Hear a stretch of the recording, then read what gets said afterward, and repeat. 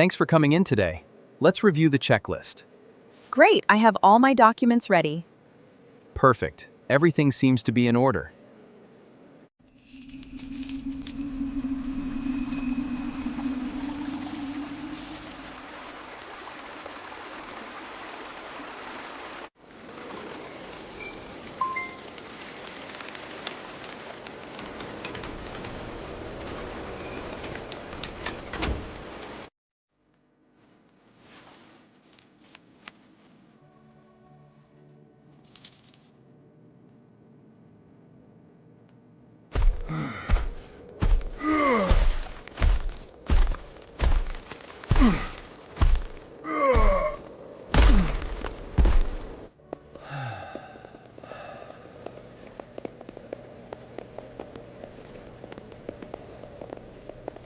Think of a man.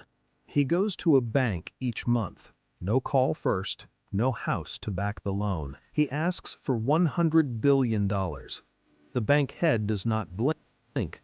No credit check, just a nod. The money moves. Why? Not because the man is rich. The bank is scared. Scared of what comes if it says no. Now see that man as a whole country. The United States owes more than $34 trillion. The sum is so big we just say a lot. But here is the hard truth.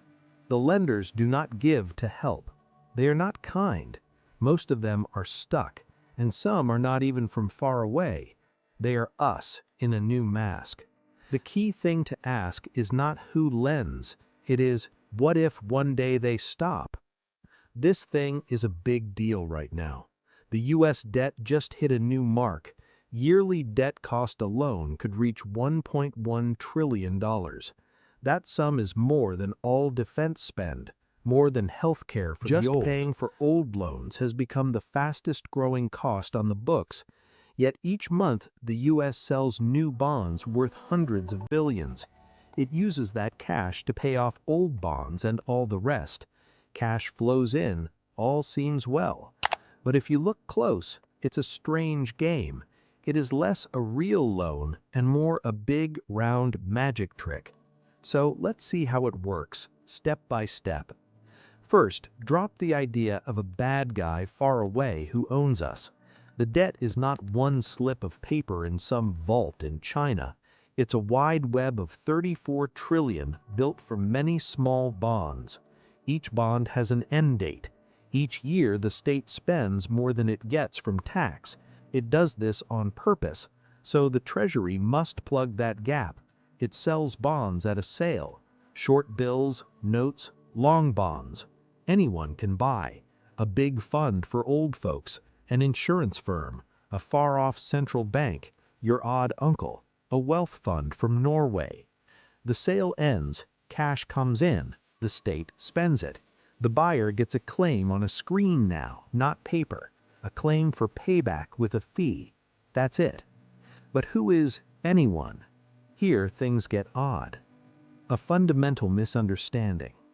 If I told you the top lender to the states is not China, not Japan, not a dark club, you might nod and say the Fed, and you would be half right. But let's dig more. The biggest block of debt, near 7 trillion, is not held out in the world. It is one arm of the state loaning to the other. We call it in-house debt, trust funds, the fund for old age pay, the fund for old age health care. When these funds have spare cash, by law, it must buy U.S. bonds. So a huge chunk of the so-called debt is just the left hand owing the right. When a lawmaker says these funds are done, they mean those bonds come due. The state must find real cash to pay its own self. It's just a trick of the books, no threat from the outside. Take that 7 trillion out. We have near 27 trillion held by all the rest. And here's a fact few catch. The top holder from the world side is still a state shop, but one that runs a print press, the Fed. It holds 5 trillion in bonds. It buys them by making fresh cash on screen and swapping it for state debt. Print cash, buy bonds. The U.S. central bank funds the U.S. state. When the Fed gets a fee from those bonds, after it pays for its own costs, it sends what's left back to the state. So the state pays a fee to a bank that hands most of it back. A loop, a strange, smooth, round loop. So if the Fed and trust funds are not the foe, who else lends? Now it gets rich. You have a plant in Shanghai. You sell screens to a big US store. They pay you in US cash. You hold a big pile of US cash. You could change it to your own cash, but that would make your cash too strong. Then your goods cost more to the world and you get hurt. So what? You put that US cash in the one big safe that can hold it, US bonds. You don't do this out of love. You do it because world trade runs on US cash, and those bonds are the sole tub large enough to store all the spare world cash. That is the hard math. The US buys more from the world than it sells to it, so US cash flows out. That cash needs a home. It flies right back, not as a gift, but as a must. The loan givers are not nice, they just fix their own glitch. Japan holds 1.1 trillion in such bonds. China, though you hear talk, holds less than 8/10 of a trillion. That share has shrunk for years. The UK, Lux, IRE, hubs for big bets in world cash, hold a full trillion or more. The rest spreads out. Old age funds in Cali, shared funds in Boston, banks in Europe, life pay firms in Swiss.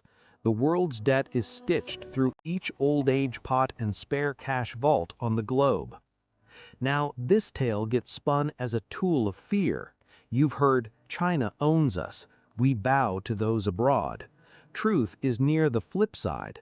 Let us set hype next to real for a beat. Hype says, the US is on its knees, hand out, hat in hand. Real says, the US loans in its own print. If I loan you your truck and I can make spare keys by law, how much hold do you have? The US can't run out of its own bucks. It can print more to pay. The real cap is not brokenness, it's a rise in costs. And lenders know this. That's why they take a bare thin fee in calm times. Their gain is a safe spot, not big pay. They pay for the right to store their cash. This is the big edge, an old term that still burns. The US buys more than it makes and stays in the armed force worldwide. The rest of the world mails the cash back for a vow.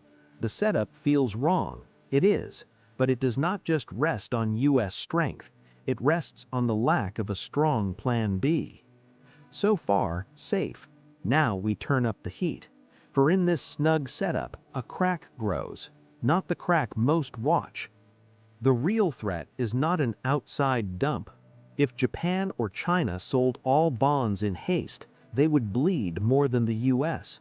A quick sell-off would smash the worth of their own stash and crush their own cash. They are, in a sense, locked in their own vault. The worst threat is at home, a slow, ground-down loss of trust. Here is the math that stays off the news. The US spends $1.5 trillion more than it takes in each year. So each year the US must find folks to buy a fresh hill of debt. Plus, it must find more folks to take on trillions of old debt that comes due.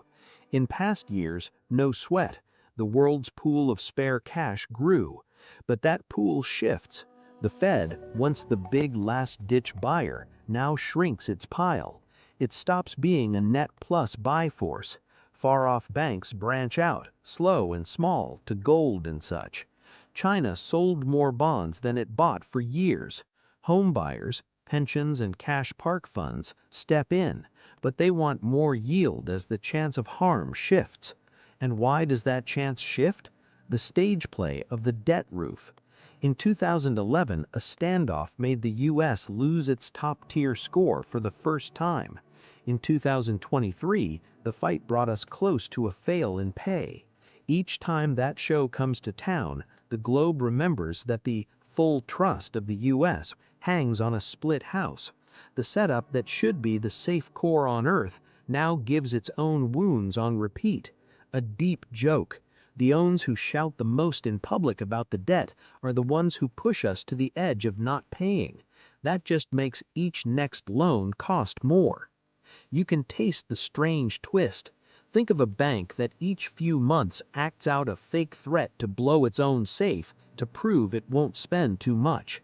It lives through each act, but the risk price, the yield, ticks up bit by bit. Lenders don't run, they just ask for a fatter chunk of your tax haul each year. Now we step far back. The big point is not a quick crash, it's a slow choke. As debt grows and rates stay high, the cost to pay back eats the whole plan.